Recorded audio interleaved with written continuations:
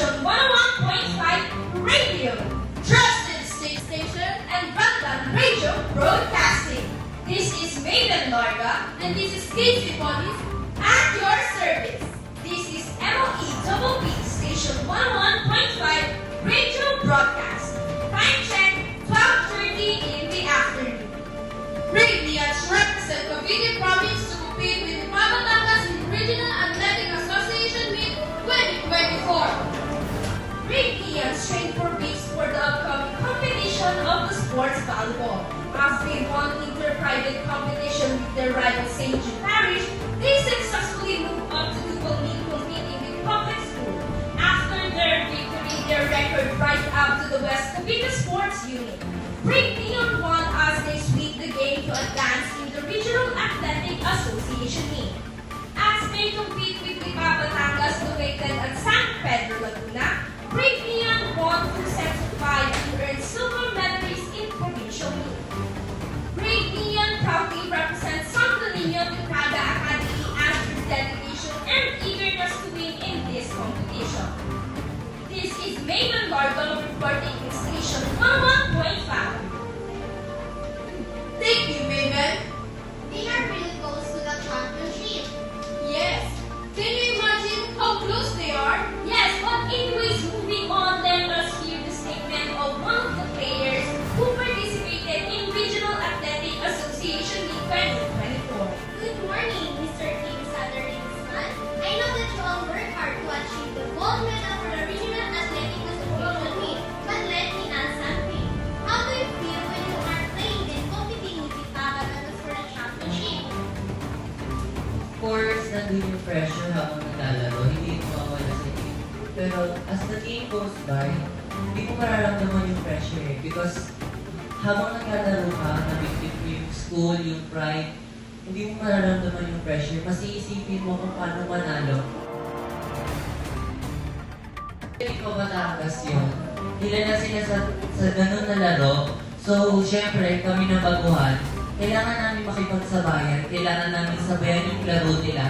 And syempre, Braganians kami, alam naman namin na hindi kami magpapatalo sa gano'n. Kaya hanggang tulong, hanggang kayang ilalaban talaga. Okay. What are the lessons or your realization after the game? Siguro the most important lesson na matutunan mo talaga sa mga ganong bagay is yung teamwork. Syempre kasi, hindi sa lahat ng bagay kailangan individual. Kailangan talaga ng support lang ng kasama mo. Hindi lang pwedeng ikaw yung gumagawa sa loob ng court, hindi lang pwedeng sila. Siyempre, kailangan mabuo yung team nyo. Kailangan sabay-sabay kayong Gaya nga nung sabi ko, siguro, ayun talaga, teamwork. Nandun talaga yung teamwork. Yun yung the most important lesson na matutunan mo sa sports is yung teamwork. Kung paano yung pagaganahin yung bawat isa by leading each other and helping each other to win the game.